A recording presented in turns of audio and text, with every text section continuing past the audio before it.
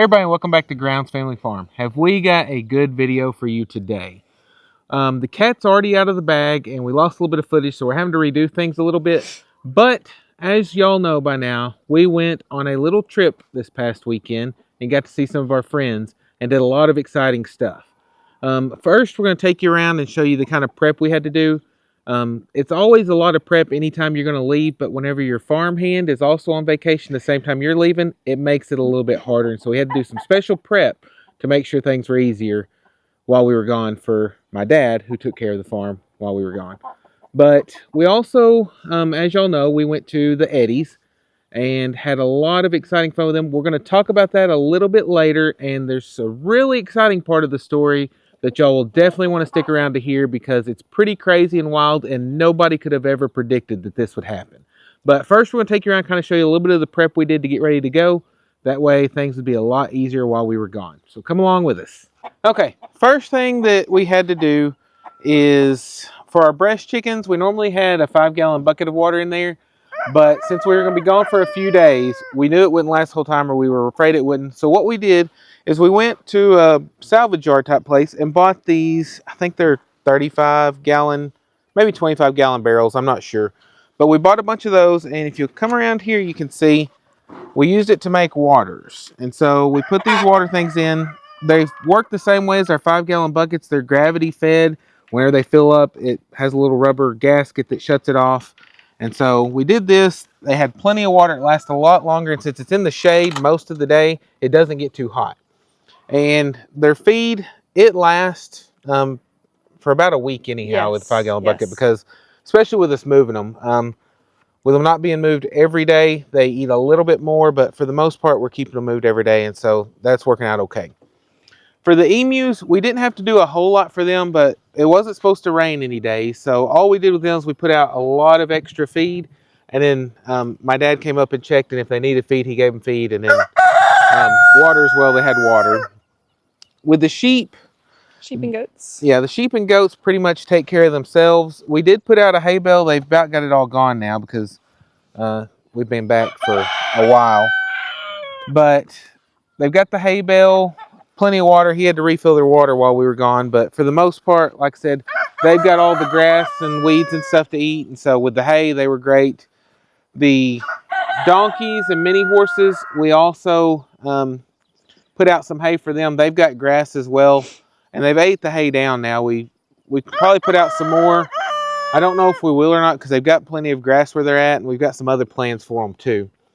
But so they pretty much took care of themselves as well. And they have a huge stock tank for water. Two stock tanks. Yeah, they've got one shorter one for the pigs, and then for the sheep for the horses and donkeys, they've got a larger one too.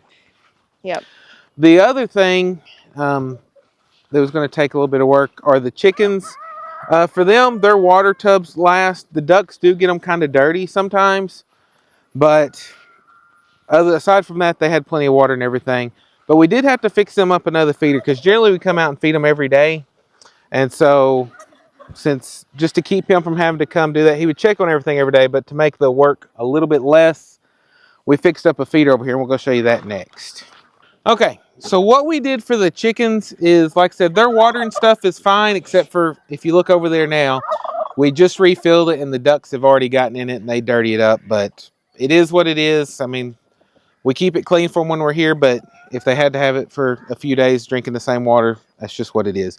But the main thing we did was we fixed up this feeder, because generally we come up here and we were putting out feed in this trough every day and letting them eat out of it, or we'd throw it on the ground and let them scrounge that. But we made this feeder out of one of those barrels as well. It's got the ports that we normally use in our 5-gallon buckets on the others, but we just did this and they hold a lot more. And like I said, as much feed this lasts, I don't even know how much. With all these, it still lasts. It's probably over a week. Yeah. I haven't really, because I usually just refill it before it gets empty, but I think that it would probably last well over a week, maybe even 2 weeks. Mm-hmm. Because they also have some grass area they can do. Not as much now because they've already ate it down. Because we're probably going to go through and expand this, buy another roll of this stuff and expand their pen a little bit more, just to give them a little bit more room. But we've been shifting it around. But so we got that done. Like you see, the turkeys can get in it, ducks, everything can eat out of that. And so and they're usually not all eating at the same time, and so it's worked out pretty good. I haven't seen any of them fighting trying to get into it, especially if it stays full of feed. And if it ever runs out, then we just throw out a little bit on the ground. That keeps them sidetracked, and then we'll fill it back up. But they didn't even eat all of what we put out for them. Yeah, because that's what we put out a little bit ago, and they have barely even touched it. So yeah, because that, like I said, that wasn't empty. I just refilled it part of the way. But the pigs, he would have to feed them every day because there's no way, as much as they eat, there's no way to put out enough for them that they would just be happy all the time without the chance of it ruining if it rained. And so he fed them every day. They had plenty of water and everything. We actually flooded part of their pen before we went so that they'd have mud holes to get into, because pigs don't sweat, so they have to have water or mud to keep cool. And so we flooded everything.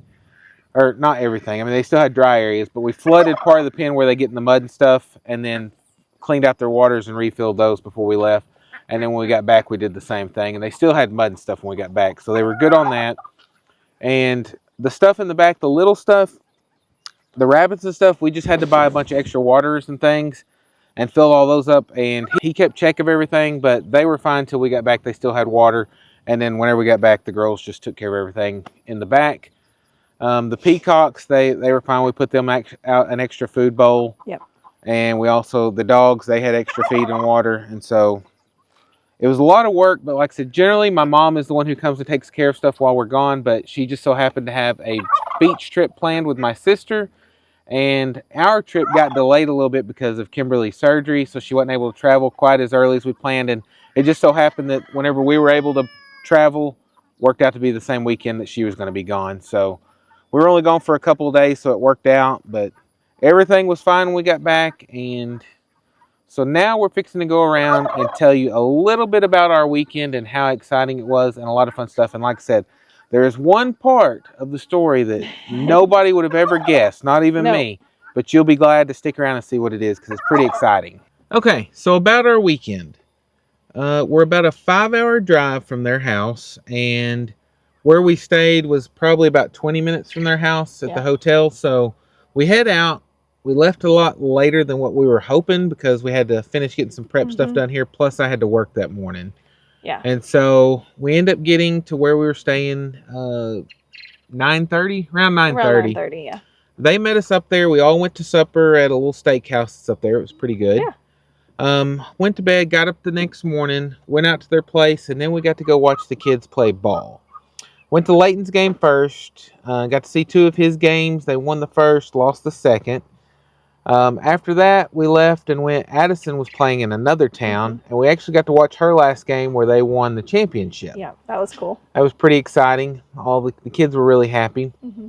After that, we went to their house, and the kids immediately changed clothes, put on their swimsuits, and got in the pool. It was hot. Yeah, it was hot, and they were excited because our kids haven't been swimming this summer yet.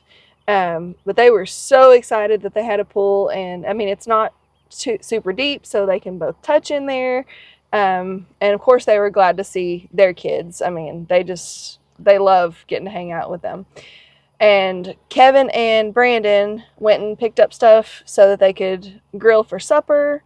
We got to have his famous jalapeno poppers. They were amazing. They were great. We stayed out there pretty late. We all were visiting. And, about midnight. Yeah, visiting, having a good time, and didn't realize what time it was. So we went back to the hotel. Everybody got in bed, and then the next morning we got up and went on out there pretty early. The guys had to run to Lowe's, go get some stuff. Stephanie and I were there. The kids were taking care of chores. Our kids helped their kids do chores because they don't need to get out of the habit. They don't need to get out of the habit. And if their kids are doing chores, they might as well help them because I know it would be the same vice versa. Yeah. So plus, teamwork gets it done quick. Yes, and they noticed that too once they got started. Then after that, we all got ready and went to the water park. Had a really great time. The kids enjoyed that, and they had so much stuff for the kids to do. Yeah, we left the water park a little bit early because Brandon had to work Sunday night, and I actually rode with him. And we're going to tell you a little bit about that in a minute, but we're going to go ahead and cut through the rest of the trip, and then I'll tell that at the end because that's a pretty interesting story. Yeah. But after that, we went back to the hotel. Stephanie and the kids came too, and they stayed and went swimming and stuff in the Yeah, with hotel us. pool. Kimberly still wasn't able to drive yet, and so that kind of limited Yeah. them on what they could do. And so I got ready and went and met Brandon to ride, and we hung out and we got to swim in the hotel pool, or the kids did. And then we went just right across the street to go eat supper. The kids had a great time. They got to eat chicken strips and get ice cream. So they were all happy. And then we all came back and watched a movie before they went back to their house. Yeah. And then the next day we went out there, and that's the day we actually got to work on a project. Yes. We put linoleum flooring down in their chicken shed, chicken barn, Hi, the blue house, the blue portable building that they're that they're keeping their chickens in or raising their chickens in. Yeah. So he and I and the kids helped, got all the stuff out of it, swept it up, cleaned it out, and got ready to start putting down flooring. We've got a little bit of clip of that. We'll just show you a little bit of that, but it's pretty interesting. We pretty much had to glue one side, let it dry some, put the flooring down. I guess the temperature, the linoleum kind of heated up and it didn't lay down exactly perfect the way we'd cut it. I mean, it was still fine because it's still going to be covered by the walls. But since it did that, on the other side, we didn't let the glue dry quite as much. That way we could have a little bit of room to work because that stuff was sticky as soon as it dried. Putting down other flooring that we've done, like the carpet tiles and stuff, you can just pull them up and put them down. With linoleum, you can't do that exactly. So we got all that put down, got everything moved back inside. All right, and we're going to show you a clip of that here.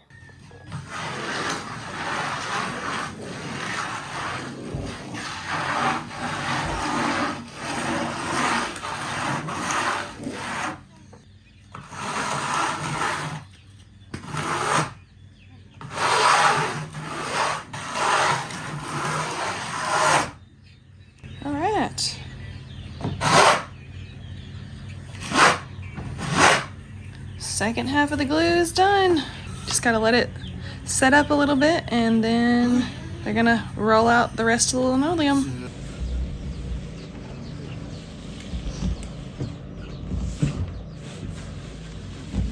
I'm getting it all smoothed up. Yeah, right.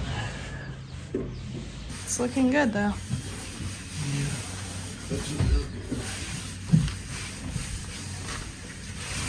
I think when it dries out some more, you might have to do it and it'll hold it down if there's anything that pops up. Looks really good from here. Yeah.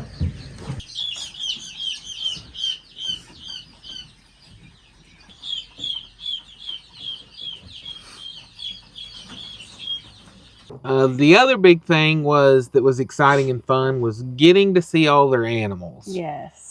Super cool the way they have stuff laid out. It's really neat, and it's a lot neater seeing it in person than on video. It's neat on video, but when you actually get to see how everything's laid out and stuff, it's pretty interesting because you don't always get that perspective just watching the videos. But we got to see Jerry again, which has been a while, but it just so happens that he remembered Izzy. She was able to pick him up, and she was just loving all over him. So. He was the first one that came up to greet us.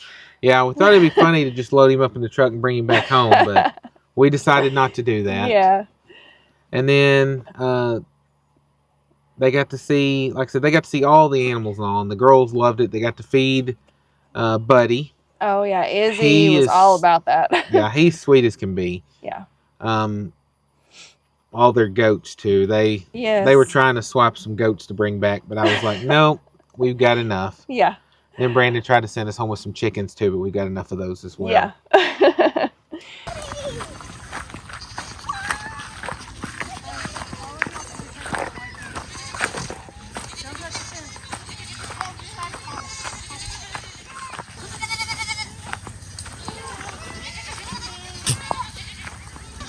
like this one. Mommy, I like this one. Alright, so we're going to throw them a little bit of feed here, and then we're going to go find Buddy. Where'd Buddy go? He's up there. Alright, here we go.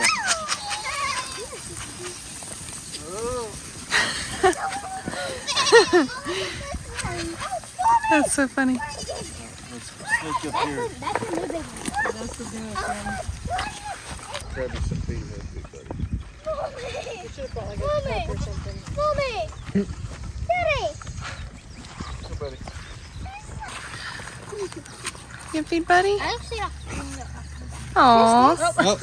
Come here. Hey, Toby. Toby. This is what Blizzard will look like. I have a Toby. I have a Toby.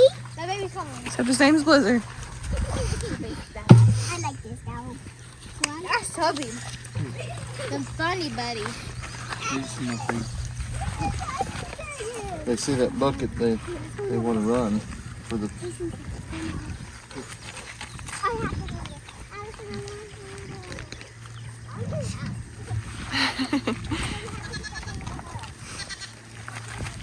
You love feeding donkeys, don't you? He is so sweet. Is it yummy? Oh yeah, this one. Oh, he was following me around earlier. Yeah, Stuck tight to my side. Aww.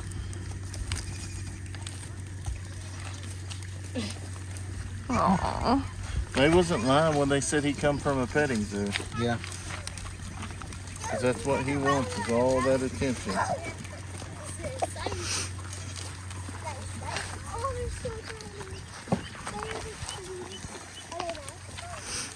You having fun, Is? Cinnamon's like, I want it. Get up here.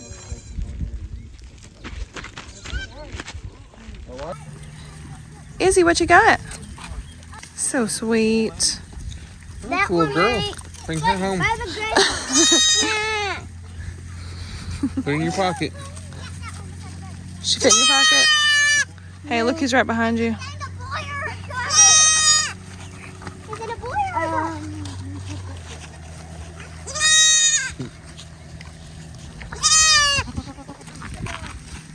Bushwhacker's coming to see you. Hey, Bushwhacker. Pretty much to sum it up, I mean, it was a really great trip, but the most exciting part that was unexpected, it was all exciting, but the most unexpected part was the night, Sunday night, when I rode with Brandon. Yeah.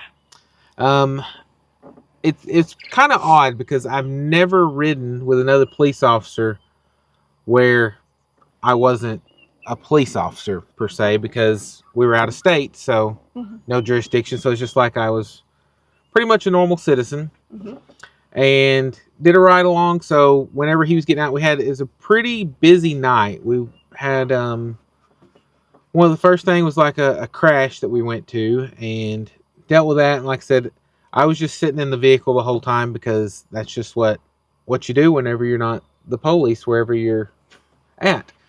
And so I got to watch it from that perspective, see everything I got going on, got to watch Brandon do his job. And it was just interesting being in a new place because they're quite a bit busier than where we are with things. They had a lot more going on. I mean, we have busy days too, but that was super busy on the night we were riding. So got done with that, was out patrolling, doing some things, and then got another call. We just got out to the interstate. We were going to work some interstate traffic. And as soon as we got out there, got set up, fixing to go, the city officer had called for assistance. Brandon went to assist him. They had a person that was having some mental health issues. So we get there. Brandon goes inside the hospital, and I'm in the car. Part of the way through, the way the cameras work, you can actually listen to the mic that he's wearing from the car. And so I was able to listen, but still not being in there. It's different just sitting in the car when all this is going on. So we go along, and then everything seems to be going fine. And then while I'm listening, I can hear that the person, they're starting to get a little amped up. And so I'm like, okay, it's fine. There's two of them in there. Like I said, I'm still just sitting there waiting. And then all of a sudden you can hear that thing. I mean, it sounds like there's some sort of struggle or something like that. And I'm like, okay, everything. I mean, they still seemed fine. And then next thing I know, I hear Brandon telling the nurse that he's got a rider in the car, told him that I was a police officer, and asked if they'd let me in. And so as soon as I hear that, I'm already out of the car. I just don't know how to get into the hospital because they went in the back way. And I wasn't sure because there was multiple doors. And then all of a sudden a nurse comes running out. She's like, hey, are you? And I was like, yes. And so we go running in, and I go in there, and it's Brandon, the other officer, are just holding this guy down. I mean, this guy he's huge. He's, I don't know, probably 6'3", 6'4". I mean, just a big guy, and they're holding him, and that's all they can do. And he's still struggling against them. And I mean, there's stuff that could have been done, but I mean, you don't want to hurt somebody that's in that kind of situation. And so the main thing was just restraining to try to keep him safe and everybody else safe. So I get there, I was like, what do you need? And they're like, we need him handcuffed. And so like each one of them, they were holding his arms. So I go in, get Brandon's handcuffs, and we get the guy handcuffed, get him stood up. He's calmed down at this point. So we go back to the hospital room, and he's calm and talking and everything. And then, like a little while later, he gets amped up again. And it's not anything in particular that's like amping him up. It's just, I don't know, he's just going through like a roller coaster of emotions. And like he'll be fine. He was talking to us, talking about movies and stuff that he liked. And then next thing you know, he was struggling again. So getting back calm, like I said, talking to him, calm down, was like, hey, we've got to get through this.